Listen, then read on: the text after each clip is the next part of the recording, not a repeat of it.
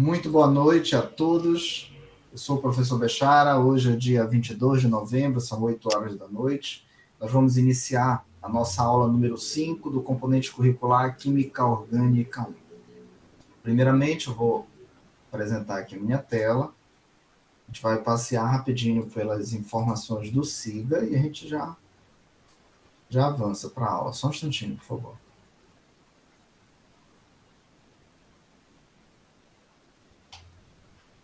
Beleza. Vocês conseguem ver a tela do SIGA, gente?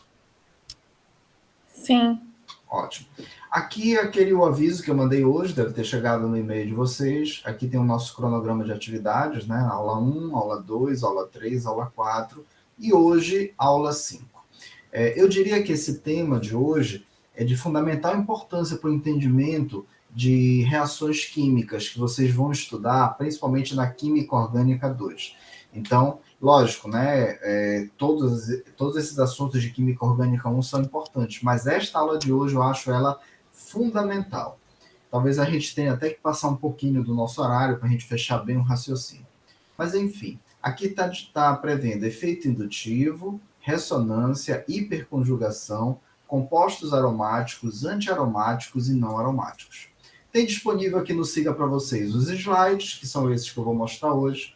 Tem o texto base, capítulo 7 e capítulo 8. Esses dois capítulos são do livro da Paula Bruce, que é o livro, a principal referência bibliográfica recomendada pelo IFSC para esta disciplina. E tem também um arquivo com as respostas. Então, vou mostrar aqui para vocês rapidinho. Tem alguém chegando aqui. Deixa eu ver. Luiz, boa noite, Luiz. Seja bem-vindo, tudo bem?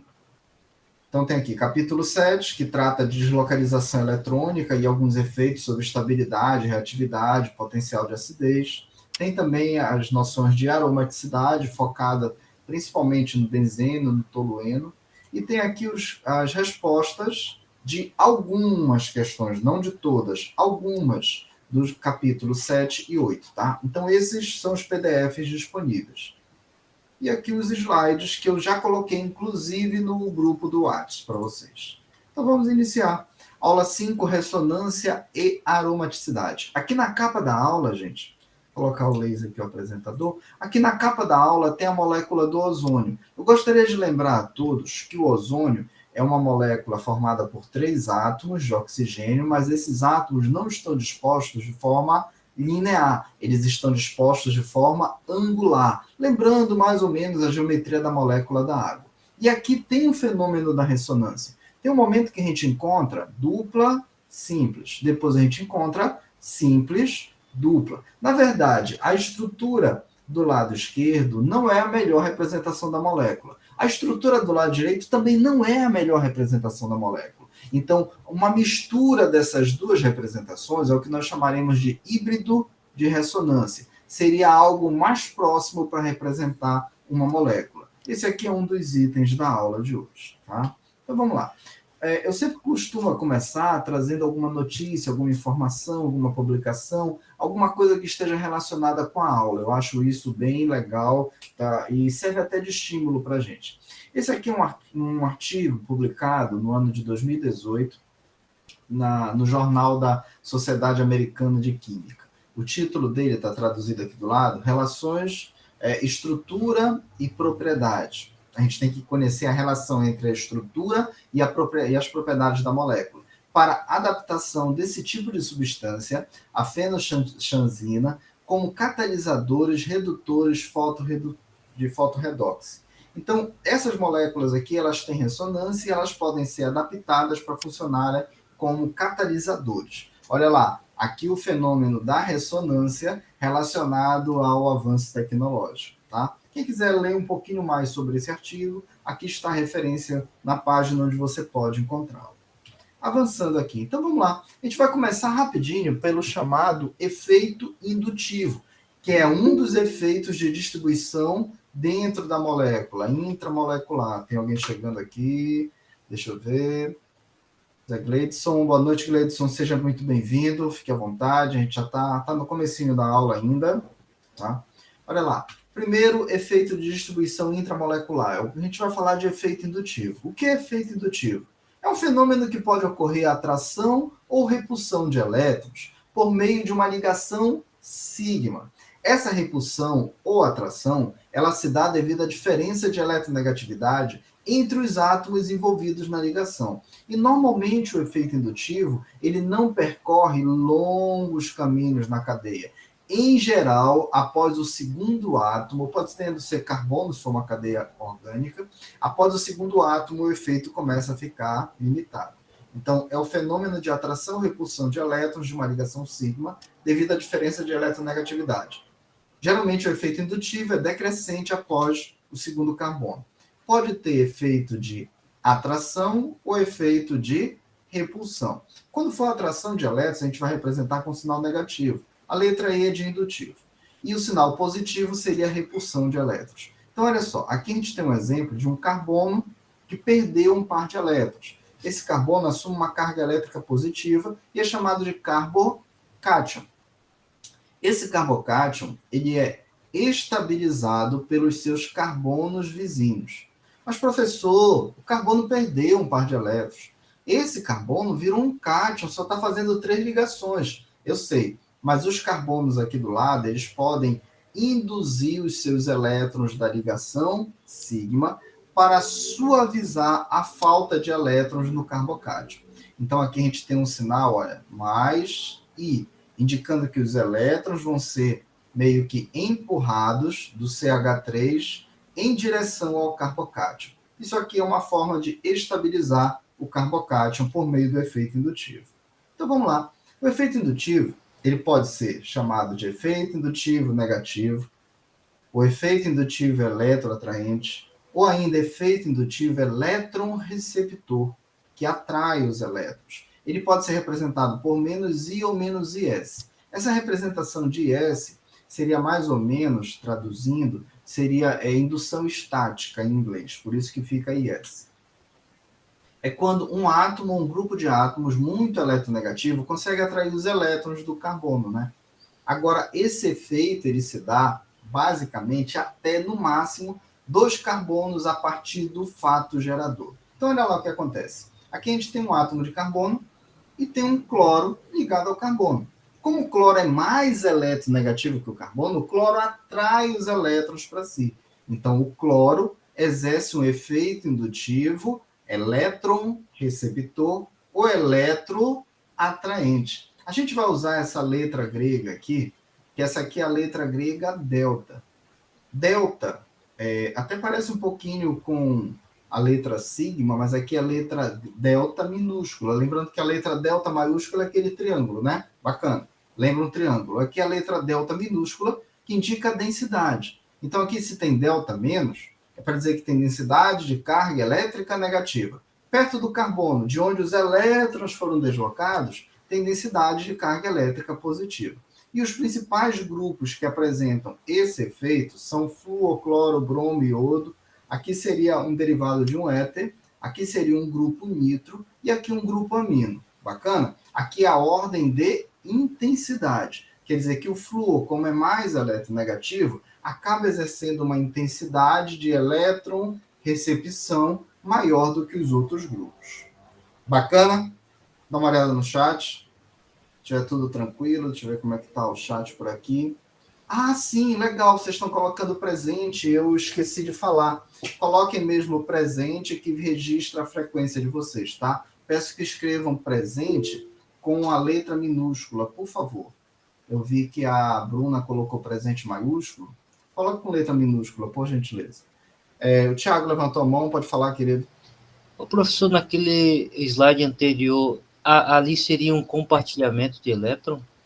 No anterior. Esse slide que eu estou mostrando agora? Não, o anterior. Vamos lá, esse aqui? Esse, entre os 2 carbonos ali.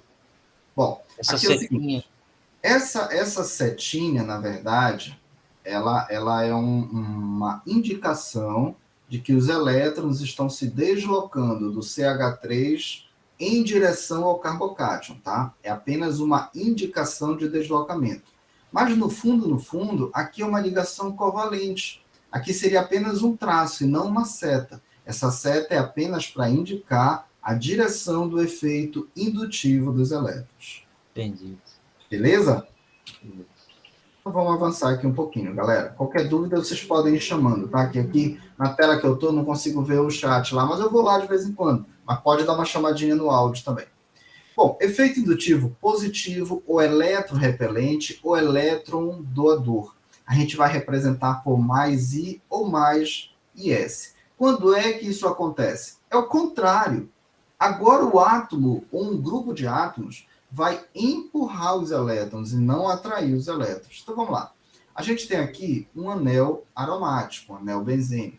E aqui do lado tem uma ramificação do tipo etila. Então, os carbonos alifáticos, eles exercem o efeito de eletrorrepulsão. Eles são elétron doadores. Então, essa ramificação aqui, esse substituinte metila, consegue empurrar elétrons em direção ao anel aromático. Os principais grupos que exercem esse efeito de repulsão de elétrons seriam um derivado de nitrogênio, derivado de oxigênio, um carbono mais ramificado, mas os carbonos alifáticos, em geral, exercem efeito de elétron doação. Eles empurram elétrons. Então, o efeito indutivo, ele ocorre devido à diferença de eletronegatividade, podendo ser de atração de elétrons ou de repulsão de elétrons. E esse efeito se dá por meio da ligação sigma. Não esquece isso, tá?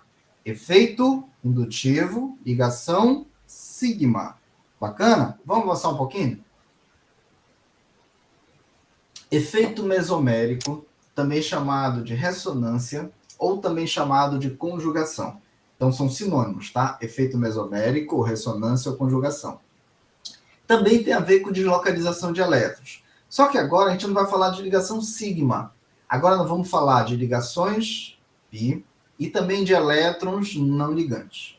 Para que haja esse movimento de elétrons, é muito importante que os átomos estejam alinhados, que os átomos tenham orbitais na mesma direção. Os orbitais, eles vão funcionar mais ou menos como se fossem um trilho de um trem. Os orbitais têm que estar alinhados como um trilho de uma ferrovia. E os elétrons vão passar por esses orbitais, como o trem passa por uma ferrovia. Então vamos lá. O efeito mesomérico é o fenômeno de deslocalização de elétrons π e também de elétrons não ligantes ao longo da molécula, mantendo todos os átomos na mesma posição. Então agora quem vai mudar de posição não são os átomos, são apenas os elétrons. Mas para que isso aconteça, os orbitais participantes necessariamente devem estar alinhados para permitir o fluxo eletrônico. Então, olha lá, a gente tem aqui uma molécula do lado esquerdo chamada de butadieno, but porque tem 4 carbonos. Esse butadieno tem uma dupla entre os carbonos 1 e 2 e a outra dupla entre os carbonos 3 e 4. A gente vai dizer que isso aqui é um dieno conjugado, porque é dupla, simples, dupla. Só que os átomos estão no mesmo plano. E os orbitais π estão alinhados, estão na mesma direção, como se fossem os trilhos da ferrovia, tá? Aí toda vez que a gente tiver essa alternância de posição, dá para deslocalizar os elétrons. Os elétrons π, os elétrons da ligação π, que estão entre os carbonos 1 e 2, podem se deslocar para ficar entre os carbonos 2 e 3. E os elétrons π, que estão entre os carbonos 3 e 4, podem se concentrar no carbono 4. Se isso acontecer, o carbono 1 vai ficar com carga positiva, porque perdeu o elétron, e o carbono 4, que ganhou um elétron a mais, fica negativo. Mas isso não fica assim. Essa carga que está concentrada no carbono 4 pode voltar para formar de novo a ligação π entre os carbonos 3 e 4. E a ligação π que está entre os carbonos 2 e 3 vai ser empurrada, como se fossem pedras de dominó. Uma cai e empurra a outra. E essa ligação entre os carbonos 2 e 3 vai se deslocar novamente para ficar entre os carbonos 1 e 2. Então, a estrutura que está do lado esquerdo pode ser transformada na estrutura do lado direito e vice-versa. Perceba um detalhe. Aqui, apenas elétrons se movimentam, os átomos permanecem na mesma posição. E a gente vai usar uma setinha de duas pontas. Essa seta de duas pontas indica ressonância. Indica que apenas os elétrons se movimentaram. Os átomos não saíram de posição. A mesma coisa acontece com o anel benzênico. A gente tem dupla, simples, dupla, simples, dupla, simples. Apenas no visual. Vocês recordam que teve uma aula que eu falei para vocês que no anel aromático não há ligação dupla? O que nós temos são 3 ligações π que estão em constante ressonância lá dentro. Vocês recordam dessa informação? Bacana?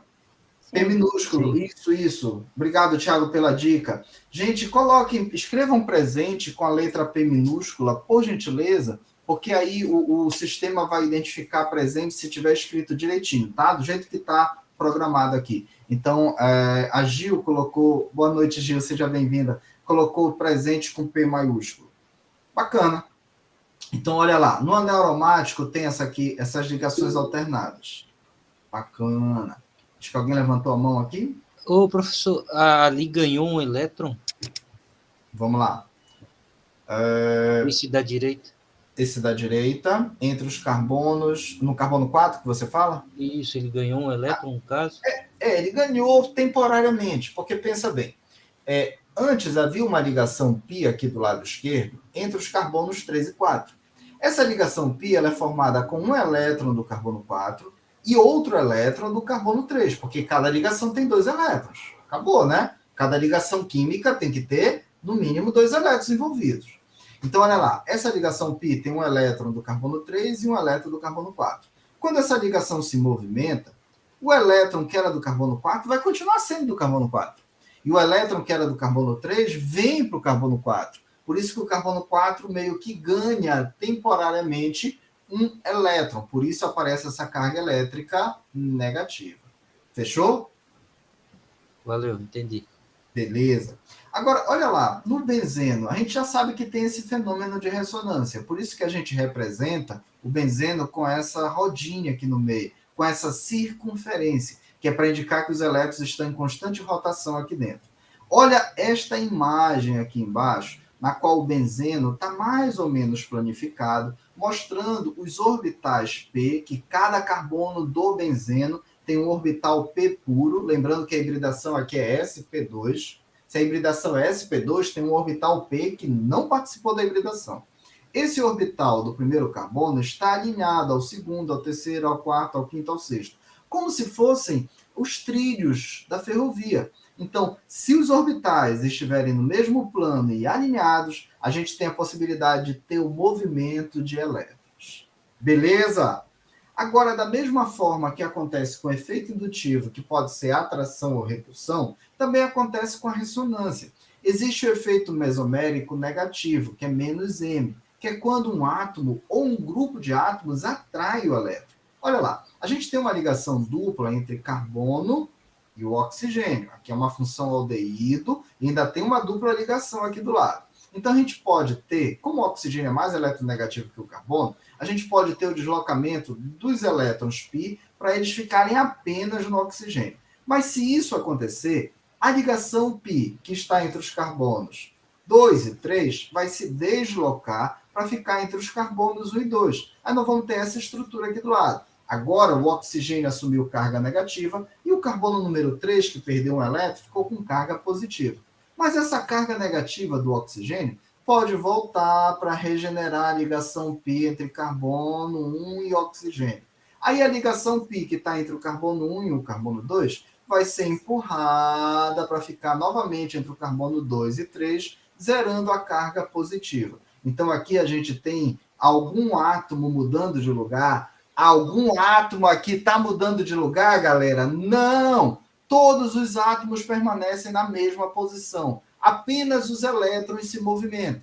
Como o oxigênio atrai os elétrons, a gente diz que é efeito mesomérico negativo, que é atração de elétrons. Lembrando sempre de colocar a setinha de duas pontas. Esses aqui são os principais grupos que apresentam o efeito mesomérico negativo. Atrair elétrons na ressonância. Mas o efeito mesomérico também pode ser positivo. O que seria isso, então, professor? Esse efeito positivo? Seria empurrar elétrons, empurrar. Agora vamos mandar para frente, a fila vai andar. Olha lá, o nitrogênio, ele é um átomo muito eletronegativo, é verdade. O nitrogênio é muito eletronegativo. Mas o nitrogênio tem um par de elétrons não ligantes. Esse par de elétrons pode se deslocar para gerar uma ligação π entre o nitrogênio e o carbono 1. A ligação dupla que está entre os carbonos 1 e 2 pode se deslocar, a ligação π pode se deslocar para ficar apenas no carbono 2. Nós vamos ter uma estrutura que o nitrogênio ficou com carga positiva e o carbono 2 ficou com carga negativa. Mas aí, como o nitrogênio está positivo, a ligação π pode voltar para o nitrogênio para se transformar de novo num par de elétrons não ligantes. E essa carga negativa que ficou no carbono 2 pode se deslocar para regenerar a ligação π entre os carbonos 1 e 2. Então aqui nós temos o efeito mesomérico positivo, porque o nitrogênio empurrou elétrons para a cadeia. Toda vez que um átomo ou um grupo de átomos empurra os elétrons, a gente tem efeito mesomérico positivo. Aqui são os principais grupos que apresentam esse efeito. Galera, é importante observar 2 detalhes. Primeiro, é que os átomos não saem do lugar, apenas os elétrons se movimentam. A outra coisa é que para ter a ressonância, os orbitais têm que estar alinhados como trilhos da ferrovia. E a gente sempre vai encontrar, assim, olha, dupla simples, dupla simples, dupla simples. Também pode ser par de elétrons, dupla, pode ser também, tá? Mas sempre vai ter, olha, entre o par de elétrons e a dupla, tem que ter uma simples. Deixa eu voltar naquela imagem anterior. Dupla, simples, dupla. Para a gente poder ter a ressonância, tem que ter essa alternância com elétrons, com orbitais alinhados. Bacana? Alguma dúvida cruel aqui no chat? Dá para sobreviver? Posso avançar um pouquinho, galera? Então a ligação, o elétron se transforma numa ligação π, no caso. Na verdade, não é bem que ele se transforma. É o seguinte, é que a ligação π, ela é um par de elétrons. Só que ela fica numa certa posição para caracterizar a ligação π, ou numa outra posição para caracterizar um par de elétrons não ligantes. Mas não há uma transformação, há apenas um movimento. Então, olha lá. Nessa molécula aqui, do nosso lado esquerdo, entre os carbonos 1 e 2, tem um par de elétrons aqui entre os carbonos, tá? Tem um par de elétrons. Então, aqui ele está caracterizando uma ligação π. Agora, o par de elétrons está caracterizando uma ligação π. Neste mesmo momento, tem um par de elétrons que não forma a ligação aqui no nitrogênio. Mas esse par de elétrons que não forma a ligação tem característica química análoga ao par de elétrons da ligação π. Então, na verdade, não é que é uma transformação, é apenas uma mudança de configuração. Bacana?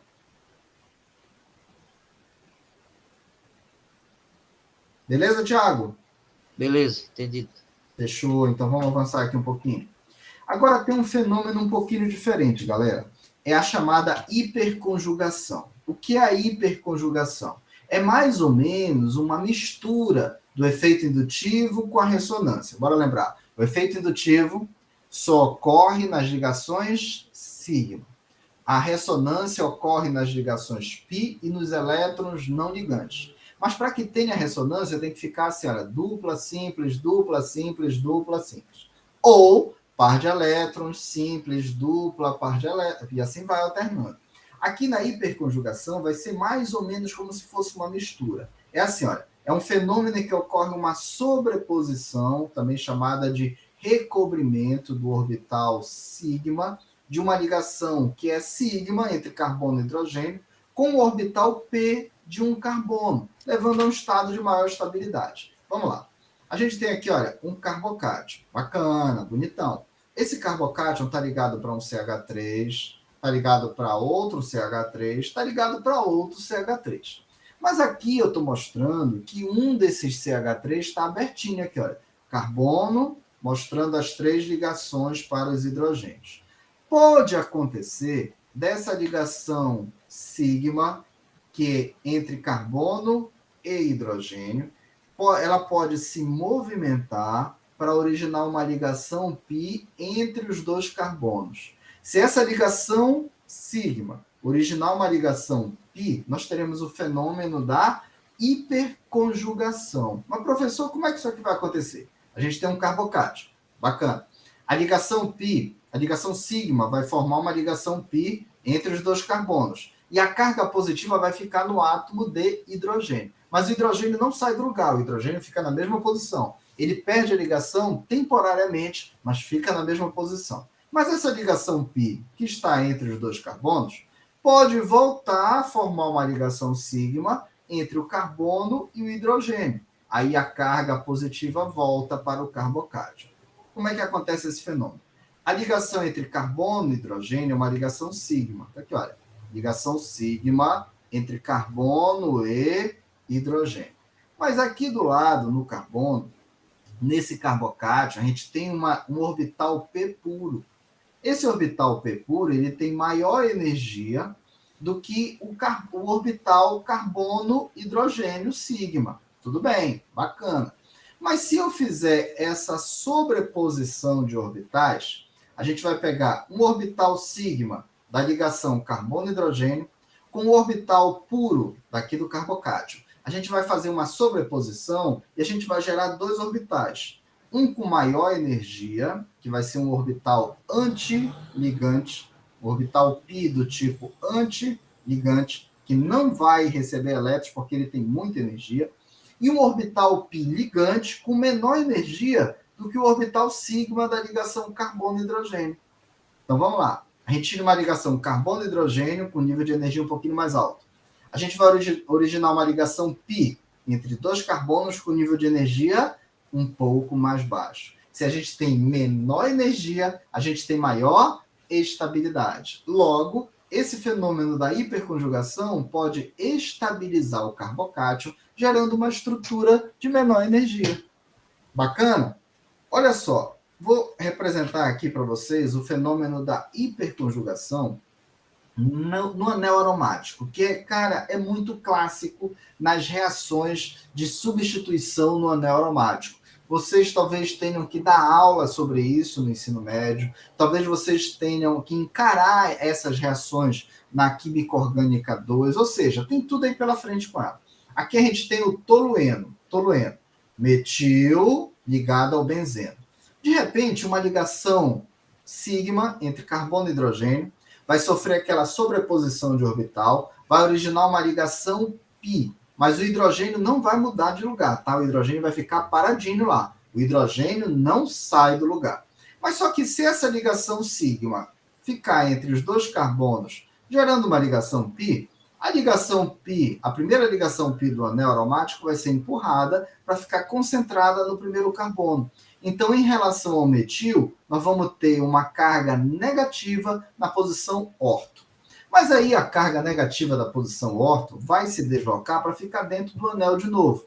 E a ligação π, que estava entre os carbonos 3 e 4, vai ficar concentrada apenas no carbono 4. Então, vai gerar uma carga negativa na posição para. Aí essa carga negativa na posição para pode voltar para o anel, empurrando a outra ligação π, gerando outra carga negativa na posição orto. Essa carga negativa na posição orto pode voltar para dentro do anel, complicado isso, né? Caramba. Pode voltar para dentro do anel, empurrando a ligação π entre os dois carbonos para regenerar a ligação sigma carbono-hidrogênio. Trocando em miúdos, falando em português bem claro, como se fosse uma aula para o ensino médio. Efeito indutivo é o deslocamento de elétrons na ligação sigma. Efeito mesomérico ressonância é o deslocamento de elétrons π e também elétrons não ligantes, mas principalmente elétrons π. Quando a gente tem um fenômeno em que a ligação sigma sofre uma ressonância, a gente chama isso de hiperconjugação. Beleza até o momento? Alguém entrando em parafuso aí, ou dá para levar, dá para sobreviver? Alguma dúvida cruel? Pode falar. Gil abriu o microfone, pode falar, Gil. Não, falei só tranquilo. Tá tudo de boa? Então vamos avançar aqui um pouquinho, galera. Olha lá. Sempre que uma molécula ou um íon puder ser representado por duas ou mais estruturas de luz, diferindo apenas na posição do elétron, nós teremos duas afirmações a fazer. Primeira, nenhuma das estruturas de ressonância, também chamada de contribuintes de ressonância ou formas canônicas, vai ser a representação correta, verdadeira da molécula do íon, porque nenhuma delas vai estar representando totalmente as propriedades físicas e químicas da substância. A segunda afirmação que a gente faz, que a melhor forma de representar a molécula ou íon, é o misturando essas formas ressonantes, é o híbrido de ressonância. Aqui, como exemplo, vou colocar a estrutura do íon carbonato. O carbonato é CO3-2-. De novo, CO3-2-. O carbonato ele pode se apresentar assim, ó. Atenção, hein? Começando aqui do lado direito, e a gente vai em sentido horário. Simples, dupla, simples. Outra estrutura seria dupla, simples, simples. Outra estrutura possível seria simples, simples, dupla. Então, você consegue perceber que a ligação π, às vezes ela está para baixo, para a esquerda, às vezes para baixo, para a direita, ou às vezes para cima. Qual é a forma mais adequada para representar o íon carbonato? Primeira, segunda, não tem nenhuma dessas aqui, olha. Aqui são os contribuintes de ressonância, ou formas canônicas, ou estruturas de ressonância.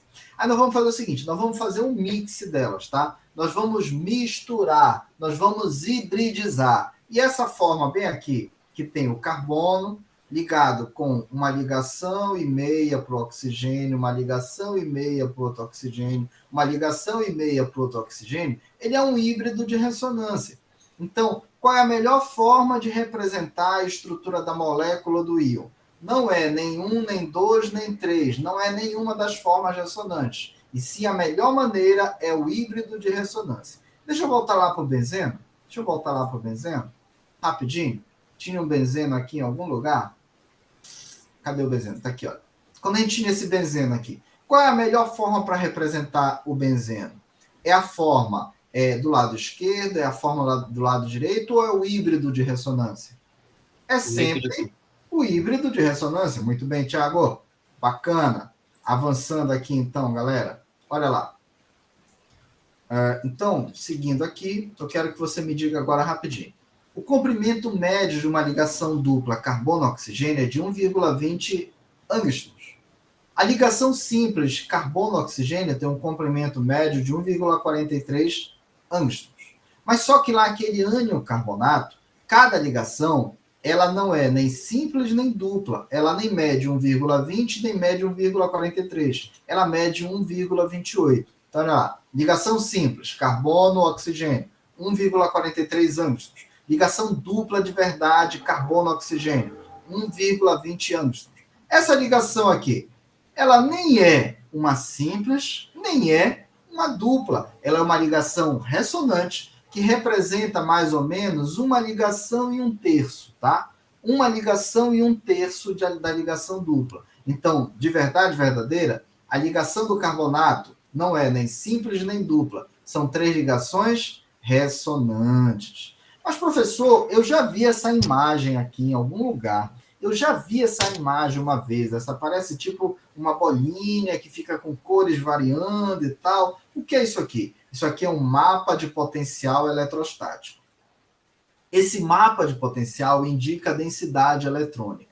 A área que está mais vermelha quer dizer que tem maior densidade de elétrons. Então, perto dos oxigênios tem carga negativa. E a área mais verde, tendendo ao azul, indica que tem deficiência de elétrons, tem tendência a sinal positivo. Então, o meião aqui, olha, o meião é onde fica o carbono, ele tende a ficar com carga mais positiva. Mas uma curiosidade, olhando para o mapa de potencial eletrostático que é obtido com equipamentos, tá? Isso aqui não é visto a olho nu, é visto com auxílio de equipamentos. Qual o lado que está mais vermelhinho, ou seja, qual o lado que tem mais elétrons? O oxigênio de cima, o oxigênio do lado direito, ou o oxigênio do lado esquerdo, ou aparentemente eles estão com a mesma densidade eletrônica? Parece a mesma. Parece a mesma densidade eletrônica. Isso quer dizer que a melhor forma de representar essa estrutura não é nem forma 1, nem forma 2, nem forma 3. É o híbrido de ressonância. Bacana? Olha lá. Em um mapa de potencial eletrostático, as cores que tendem para o vermelho indicam uma concentração crescente de carga negativa, ou seja, tem mais elétrons no vermelho. Enquanto aquelas que têm tendência para o azul ficam com menos carga, mais carga positiva. Essa aqui é a leitura do mapa de potencial eletrostático. Avançando um pouquinho, gente, nós vamos entrar numa parte um pouquinho técnica. Agora vamos ter que discutir isso, tá? Faz parte da nossa disciplina. Regras para escrever uma estrutura de ressonância. Primeiro, as estruturas de ressonância, elas são teóricas, tá? Na vida real, elas não existem, só uma representação no papel. Somente os elétrons é que podem se movimentar, os átomos ficam parados. Os átomos não podem sair do lugar. A gente vai respeitar sempre a estrutura de Lewis das moléculas, aquela fórmula eletrônica de Lewis. A energia do híbrido de ressonância é menor que a energia de cada forma ressonante, ou cada forma canônica. Então, a gente tira o benzeno com as ligações assim, olha, dupla simples. Aí outro benzeno com as ligações simples dupla. E tira aquele benzeno com a circunferência no meio. Então, essa forma do híbrido de ressonância sempre tem menor energia que qualquer uma das outras formas, tá? Um exemplo aqui seria o tiocianato, que é o nitrogênio, um carbono, um enxofre com uma carga negativa. Esse ânion, ele tem um total de 16 elétrons na camada de valência, tá? 16 elétrons. Bora pensar. O nitrogênio é da família 15. O nitrogênio tem 5 elétrons na camada de valência. Bacana. O carbono tem 4 elétrons na camada de valência. O enxofre tem 6 elétrons na camada de valência. Então, se a gente for fazer a soma aqui, vamos lá. 6 do enxofre mais 4 do carbono, 10. Mais 5 do nitrogênio, 15. Mas tem uma carga negativa aqui. Então, total de 16 elétrons de valência. Uma forma de representar a estrutura seria nitrogênio, simples, carbono, triplo, enxofre. A outra forma de representar seria uma ligação π se deslocar para ficar entre carbono e nitrogênio. Então, vai ficar nitrogênio, dupla carbono, dupla enxofre. A outra forma de representar seria essa outra ligação π ficar entre carbono e nitrogênio. Então, vai ficar nitrogênio, tripla, carbono e enxofre. Então, nós temos essas três possibilidades. Perceba que o nitrogênio, o carbono e o enxofre, esses átomos não saíram do lugar. Eles ficaram na mesma posição. Se isso aconteceu, você usa uma setinha de 2 pontas. Atenção, galera! Não são 2 setas, uma para cada lado, tá? É uma seta de 2 pontas para indicar ressonância. Apenas os elétrons é que mudaram de posição. Bom, agora vamos ver a carga formal dessas 3 formas. Forma 1, forma 2, forma 3. Que são as formas de ressonantes ou formas canônicas. Olha lá.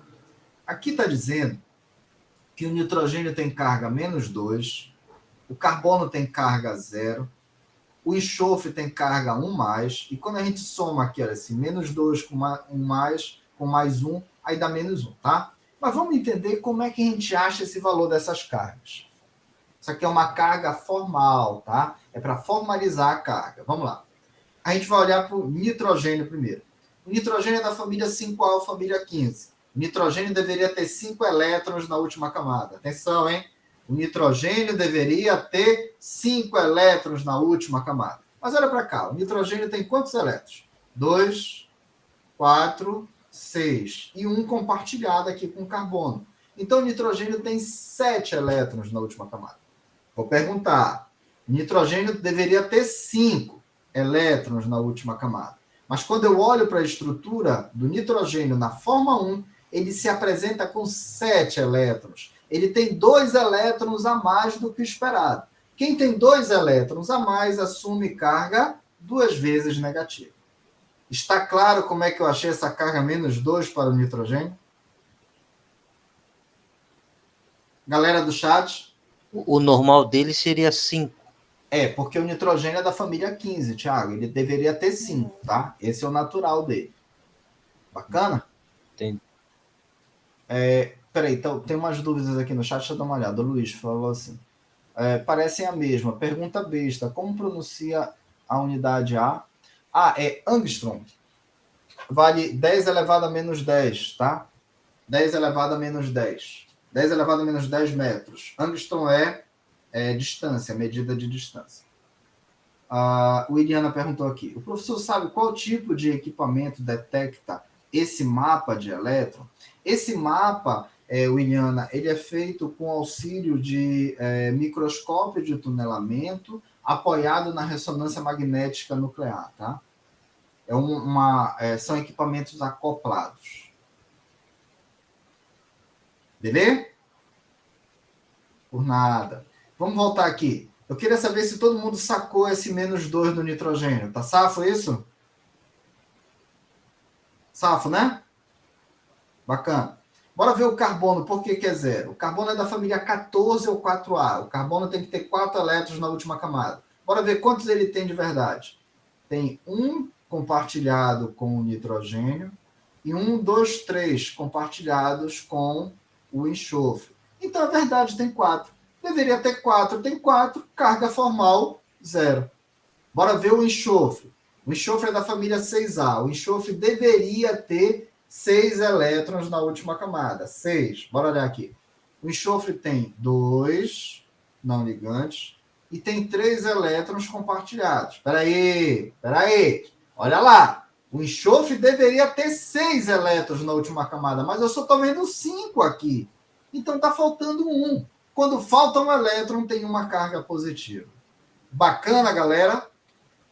Bacana. Tranquilo, Tranquilaço. Então, agora a gente vai mais rápido aqui na forma 2. Bora ver se é menos 1 mesmo. Deveria ter 5. Quantos tem? 2, 4, 6. Cara, deveria ter 5. Tem 6, tem 1 a mais, menos 1. Carbono deveria ter 4, tem 4. 0. O enxofre deveria ter 6. E quantos ele tem aqui? 2, 4, 6. Cara, tem 6 mesmo, então é 0. Então aqui, olha, já achei a carga formal da forma 2. Bora conferir na forma 3. O nitrogênio deveria ter 5, tem 5. Carga 0. O carbono deveria ter 4, tem 4. Carga 0. O enxofre deveria ter 6, mas aqui tem 2, 4, 6, 7. Então tem 1 a mais. Carga menos 1. A soma das cargas dentro dos colchetes sempre tem que dar igual a carga do íon. Sempre tem que dar a carga menos 1. Mas eu vou perguntar para vocês agora sem medo. Qual é a melhor representação do ânion tiocianato? Qual é a melhor representação do ânion tiocianato? Forma 1, forma 2 ou forma 3? A forma 3? Nenhuma delas, né? Nem a forma 1, nem a forma 2, nem a forma 3. A melhor representação é a mistura das três. É o híbrido de ressonância. Detalhe, no híbrido de ressonância, a gente coloca as ligações tracejadas para indicar que elas estão o tempo todo em movimento. Um detalhe. Só um detalhe rapidinho aqui. Vocês estão vendo esse símbolozinho com 3 tracinhos? Sim. Isso aqui não é uma ligação tripla, tá?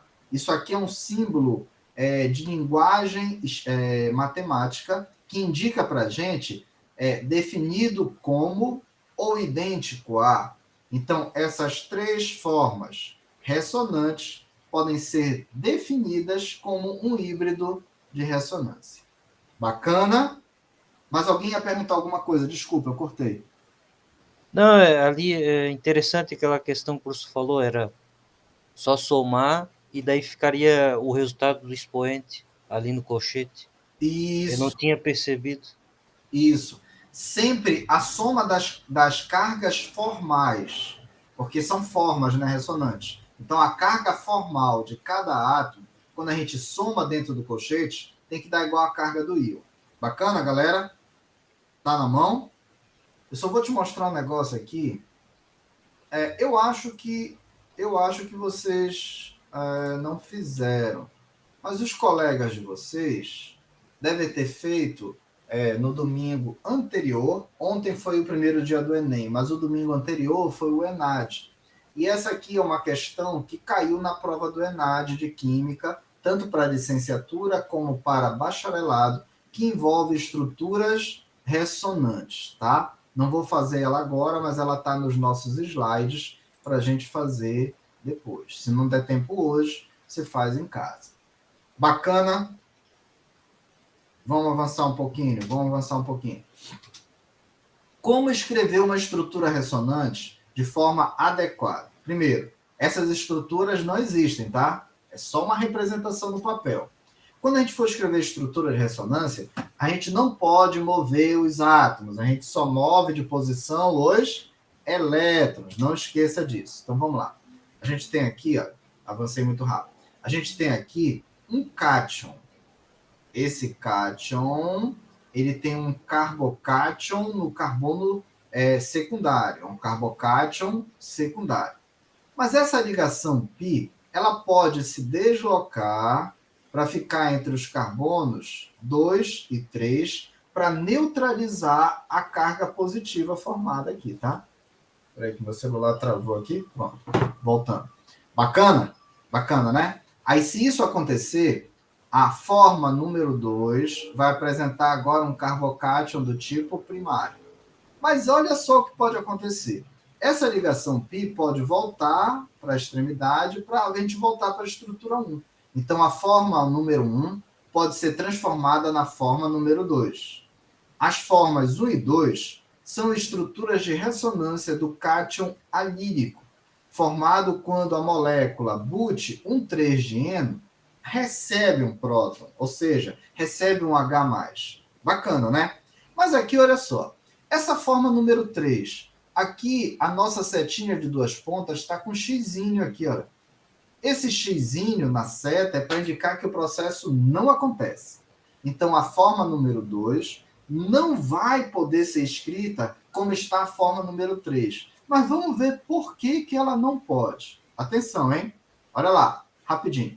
Esse carbocátion aqui, está fazendo uma ligação simples para o carbono, uma ligação simples para o outro carbono, e aqui tem um átomo de hidrogênio. Então, isso aqui é um CH.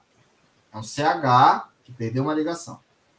Esse carbono bem aqui, olha, está fazendo uma ligação dupla, está fazendo uma ligação simples, então aqui tem mais um hidrogênio, aqui também é um CH.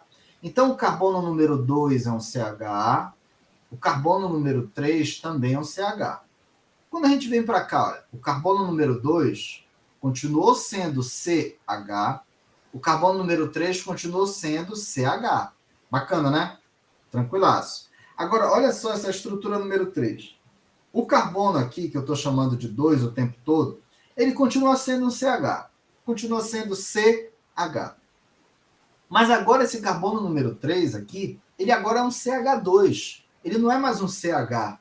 Então, essa forma número 3 não é uma estrutura ressonante adequada, porque a forma 3 não é uma estrutura de ressonância apropriada para o cátion alílico, porque um hidrogênio mudou de posição.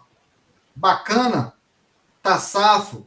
Quando é que a gente pode escrever forma ressonante? Apenas com movimento de elétrons. Deixa eu olhar no chat. Tá tudo bacana? Eu não sei se eu entendi. Não sabe? A Uliana até colocou. É tipo igual gourmet. Ah, é daquele negócio de antes, os 3 skins. Ah, tá. Olha lá, rapidinho, Uliana. Vamos voltar aqui. Você consegue perceber que isso aqui que eu estou passando o laser, na estrutura número 1, esse bonitão bem aqui, ele é um CH3? Aham. Bacana. Você consegue perceber que isso aqui é um CH? Sim. Beleza. Aqui também é um CH. Tá. E aqui na pontinha seria um CH2. Fechou? Uhum. Beleza. Então vamos lá. Nós temos aqui CH3, CH, CH, CH2. Bacana? Bora para cá agora. Pensa comigo direitinho. O que é isso aqui? É um CH3? Aham. Ah, muito bem. Continua sendo CH3. Aqui é um CH? Não. CH2? Não, vamos lá. Aqui tem uma ligação, CH3. duas ligações, três. Aí a quarta ligação é um hidrogênio. Então é um CH, certo? Ah, tá. Aqui continua sendo CH também? Uhum. E aqui ainda é um CH2? Porque Não. aqui tem uma carga positiva, né? Ah, tá. Então era CH3, CH2, CH2, CH2. Aqui Ah, continua entendi. CH3, CH2, CH2, beleza? Aham. Agora aqui, não é mais CH3. Aqui, como está faltando uma ligação, aqui é um CH2 com carga positiva. Uhum. Isso aqui não é mais um CH, isso aqui agora é um CH2. Então, se o hidrogênio, pelo menos um átomo, muda de posição, deixa de ser ressonância. Tá. Aham. Beleza. Tranquilaço? Tá rolando uma mãozinha lá. Tiago, pode falar, querido. Ô, professor, ali que eu entendi é que não tem como chegar naquele terceiro, né? Isso, Eu deslocando o elétron, não tem como eu chegar no terceiro. perfeito. Eu só chegaria no terceiro se eu deslocasse o átomo de hidrogênio. Então, se a gente muda átomo de posição, deixa de ser ressonância. Entendido. Beleza, né? Vamos lá, para mais uma regrinha aqui. Todas as estruturas devem ser estrutura de Lois. Vamos ver. Aqui a gente tem, olha, um carbono ligado com CH3, CH3, CH3, OH. Fechou? Só que o oxigênio tem 4 elétrons não ligantes. Então pode acontecer do par de elétrons ser deslocado para ficar entre o oxigênio e o C. Se isso acontecer, nós teríamos uma ligação dupla entre carbono e oxigênio, vai gerar uma carga negativa no C e uma carga positiva no O. Mas olha lá, esta mudança, ela formaria um carbono com 5 ligações e 10 elétrons. Todo mundo concorda comigo? Aqui eu Sim, passaria a ter um carbono com 5 ligações e 10 elétrons ao redor, fechou? por causa da dupla ali, né? Por causa da dupla. O carbono ele tem que ter 4 ligações e 8 elétrons ao redor. Esse carbono que ganhou, entre aspas, ganhou uma dupla, ele passaria a ter 5 ligações e 10 elétrons ao redor. Esta mudança formaria um carbono com 10 elétrons. Portanto, a forma número 2 não é uma estrutura legal. A forma 2 não é uma estrutura de ressonância adequada para o T-butanol, porque o carbono tem 5 ligações. E para escrever estruturas ressonantes, a gente tem que respeitar a estrutura de Lewis. Na estrutura de Lewis, o carbono tem que fazer quantas ligações mesmo? 4. Beleza, galera? Tranquilo até aqui? Bora avançar um pouquinho. Outra regra para escrever estrutura ressonante adequada. Todas as estruturas de ressonância, todas, devem possuir o mesmo número de elétrons desemparelhados. Atenção, a estrutura número 1, ela tem um radical livre. Isso aqui é a Pandora, a cachorrinha aqui no meio da aula, galera. Desculpem, rapidinho. Aqui nós temos um radical livre porque tem uma valência livre aqui na pontinha, tá? Bacana? E aqui nós temos uma semiceta. Essa setinha com uma farpa, como se fosse um anzol, ela é chamada de semiceta. Esta semiceta indica que apenas um elétron vai se deslocar e não os 2 elétrons da ligação π. É como se eu tivesse aqui, olha, 2 elétrons. A gente vai separar e vai um elétron para cada lado. Então, essa setinha aparecendo o anzol indica que apenas um elétron vai para o carbono da extremidade e apenas um outro elétron vai para o carbono do meio. Então, nós temos a forma número 1, que tem um elétron desemparelhado, sem par. E na forma número 2, nós temos 3 elétrons desemparelhados. Portanto, isso aqui não é uma estrutura adequada. Por que essa estrutura número 2 ela não é uma estrutura de ressonância adequada? Porque ela não contém o mesmo número de elétrons desemparelhados. Então, uma estrutura de ressonância adequada tem que ter o mesmo número de elétrons sem pares, desemparelhados. Safo, galera? Meus amores, tá dando para compreender, tá dando para levar, posso avançar? Por enquanto, tudo certo. Tudo certo, né? Avançando, então. Outra regra para escrever estrutura ressonante adequadamente. Todos os átomos que fazem parte do sistema ressonante, também chamado de sistema, deslocalizado, eles devem ficar no mesmo plano, ou quase no mesmo plano. Olha só essa molécula aqui. Esse aqui é o 2,3 ditebutil but-1,3-dieno. Atenção. Se você olhar direitinho para a molécula aqui, você pode ter a impressão que aqui tem ressonância. Por quê? Vamos lá. Dupla, simples, dupla. De novo. Dupla, simples, dupla. Essa molécula causa ou não causa a impressão de ter ressonância, gente? Causa, não causa? Dupla, simples, dupla. Eu construí essa molécula aqui. Vocês conseguem ver essa molécula na minha câmera? Você pode até botar a câmera maior aí rapidinho, por favor? Sim. Conseguem ver a molécula, né? Olha lá. Tem dupla, simples, dupla realmente. Mas esses átomos são tão grandes que eles empurram a molécula e as ligações π, elas não ficam como se fossem...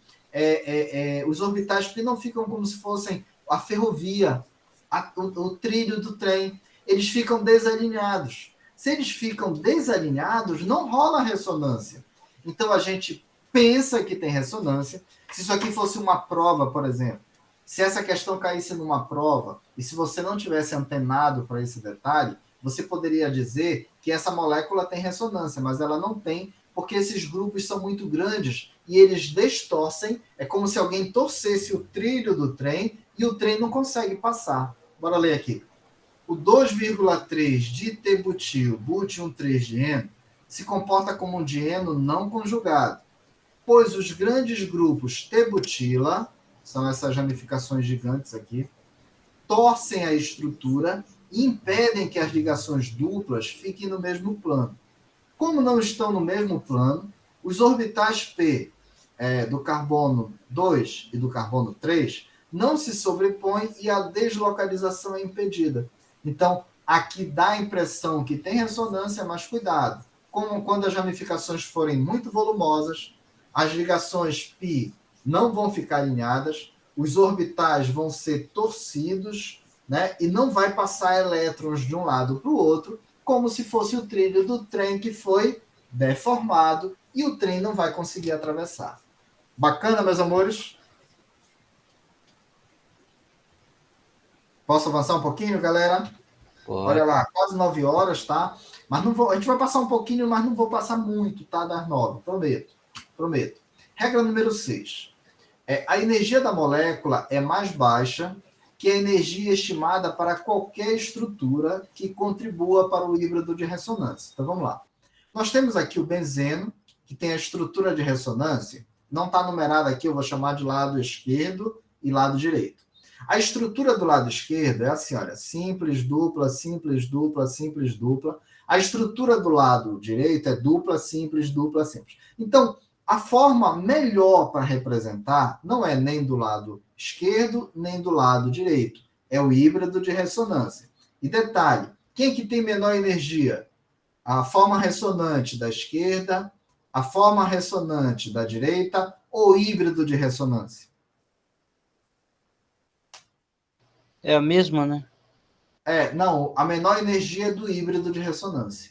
Sempre o híbrido ele tem menor energia que qualquer uma das duas formas, ou qualquer uma das três, ou qualquer uma das N formas ressonantes. O híbrido ele é um mix que tem sempre menor energia do que as formas isoladas.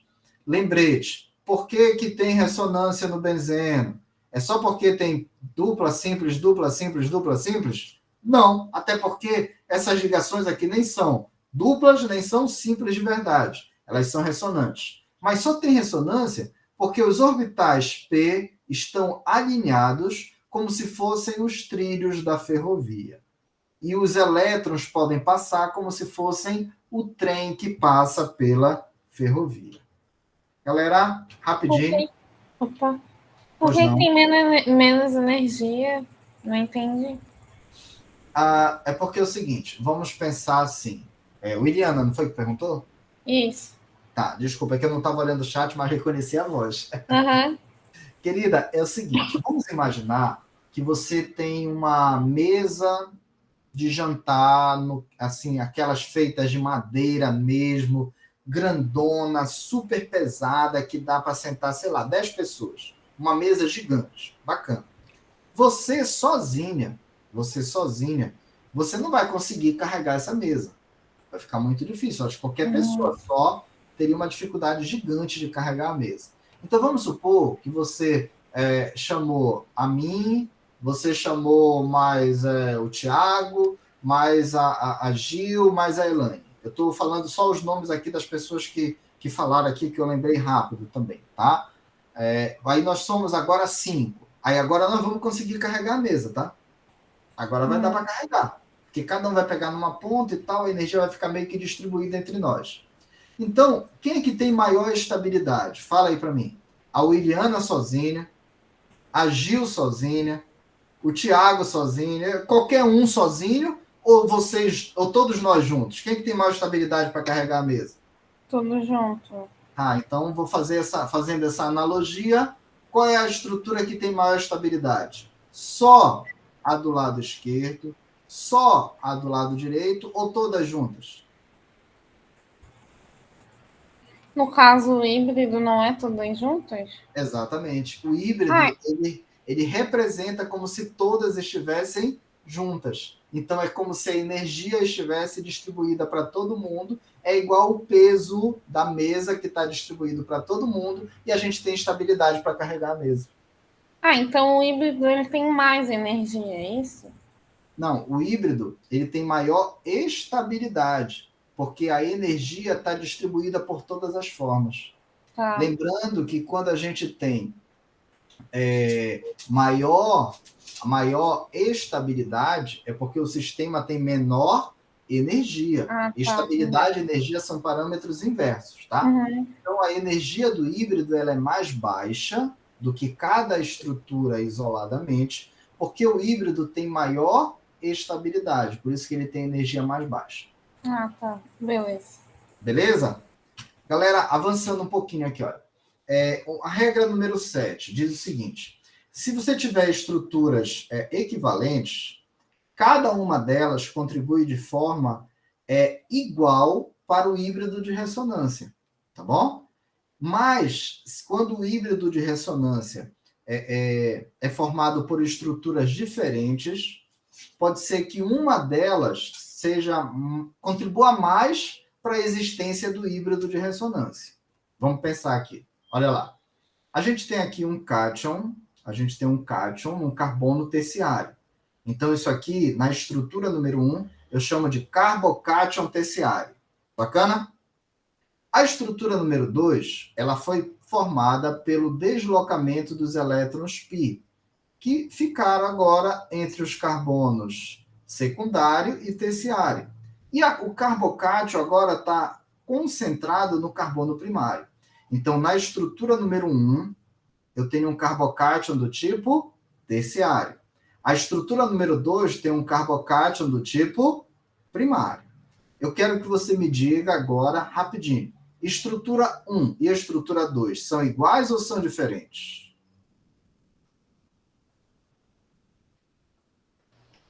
Pode falar antes do Natal. São iguais ou são diferentes? Iguais? Elas são diferentes. Sabe por quê? Elas aparentam ser iguais. Mas quando a gente analisa com carinho, a estrutura número 1 tem um carbocátion terciário, enquanto que a estrutura número 2 tem um carbocátion primário. Então, isso é uma diferença marcante. Bacana? Entendi. Então, as estruturas 1 e 2, elas são equivalentes entre si ou elas não são equivalentes? Não, por causa do carbono. Ali um é primário e outro é terciário, né? Beleza. Essa forma ressonante aqui, esse híbrido de ressonância aqui, ele retrata que a ligação π fica mudando de posição. Tem horas que ela está entre o carbono B e C, tem hora que a ligação π está entre os carbonos C e D. Confere? Esse aqui é o híbrido de ressonância das estruturas 1 e 2 misturadas. Bacana? Legal? A gente tem na estrutura de ressonância a carga positiva fixada no carbono B, A carga positiva fixada no carbono D ou a carga positiva ela é parcial nos dois carbonos? Parcial? Ela é parcial, porque de verdade verdadeira tem hora que está no carbono D de dado, tem hora que está no carbono B de bola. Então ela é parcialmente positiva no carbono B e parcialmente positiva no carbono D. Bacana até aqui? No C, não?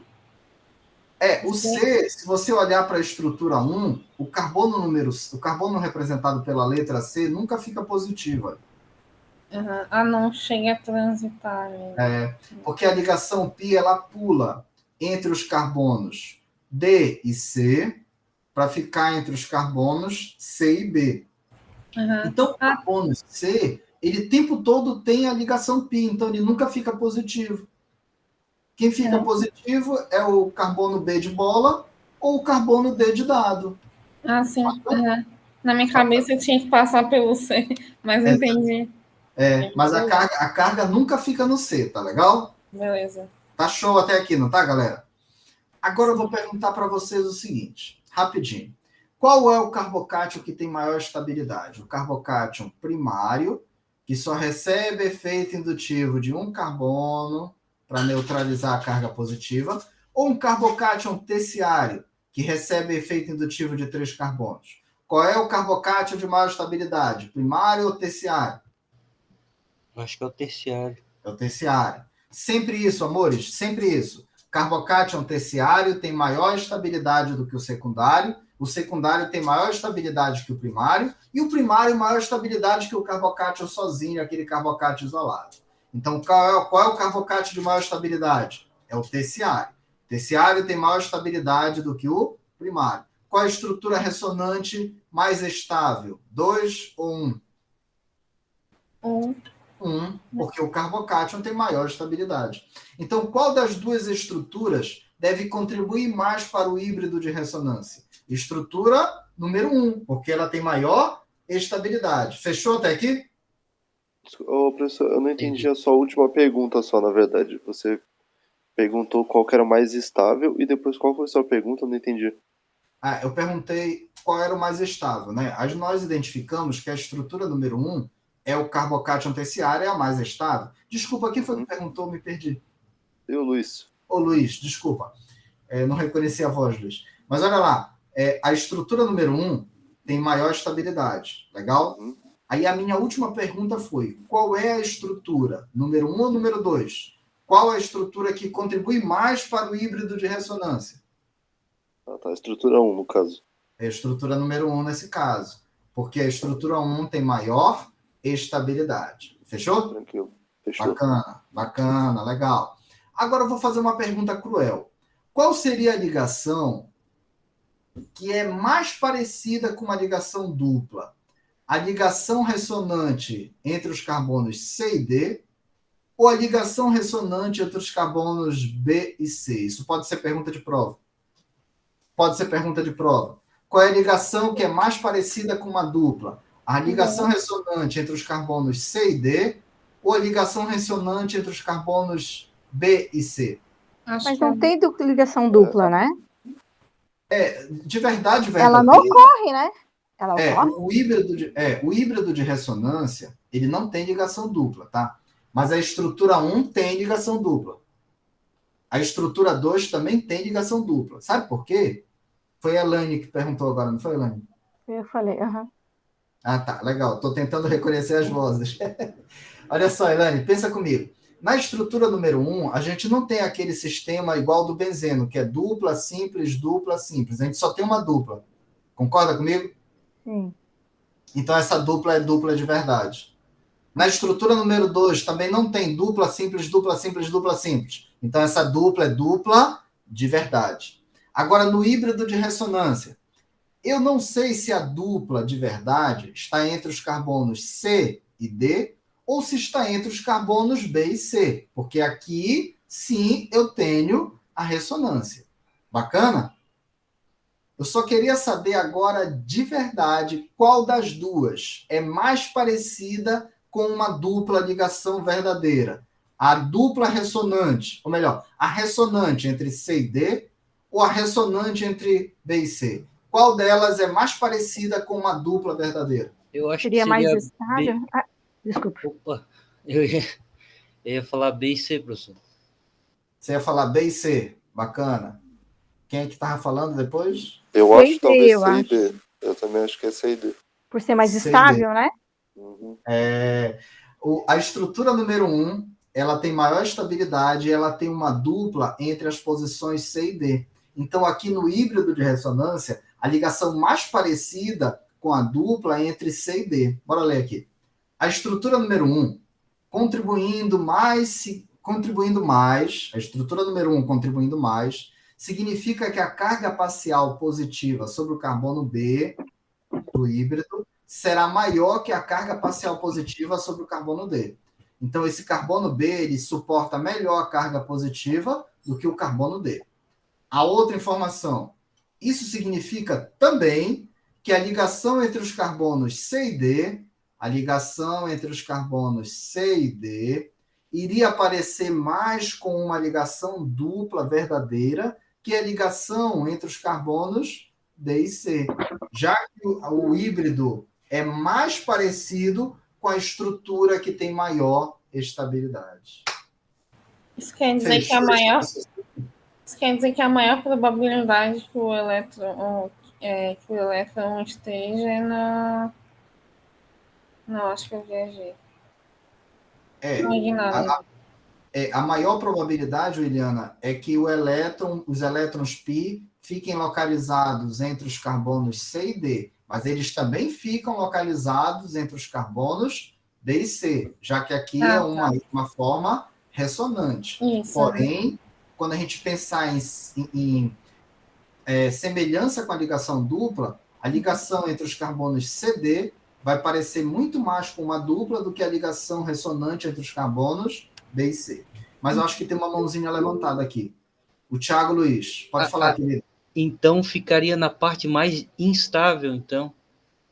É porque é o seguinte, dupla. Pensa bem, olha, a estrutura número 1, ela tem um carbocátion terciário. Então, a estrutura número 1 é a estrutura de maior estabilidade. E a dupla de verdade da estrutura 1 está entre os carbonos C e D. Confere? Sim. Então, essa ligação ressonante entre C e D é mais parecida com a dupla do que a ressonante entre B e C. Entendido. Bacana? Legal? Dá para sobreviver, gente? Por enquanto dá. Por enquanto dá, né? Cara, é o seguinte. São 9h14. A gente vai ter que parar, porque realmente não dá para a gente esticar muito a nossa aula. Mas, assim, como eu falei para vocês no início, esse aqui talvez seja um dos assuntos de maior importância para a gente na Química Orgânica 1. Ainda tem algumas informações para a gente ver. Não vamos conseguir terminar aqui, não tem como, por causa do horário. Vocês lembram da aula número... Para a apresentação aqui. Vocês lembram da aula número 2, eu acho, que a gente também não conseguiu.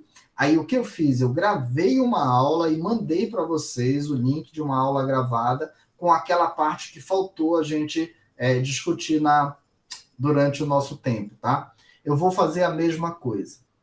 Bacana? Porque é fundamental a gente dominar legal esse assunto. A Gil tem uma pergunta, pois não, querido? Ô, professor, a prova vai ser sábado mesmo? O que acontece? Sim, vou falar de novo.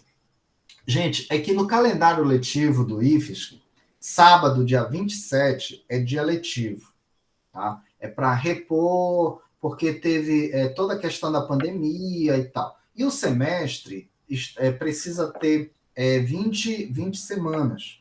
Como não tem as 20 semanas, são 2 sábados ao longo do curso que a gente vai ter aula.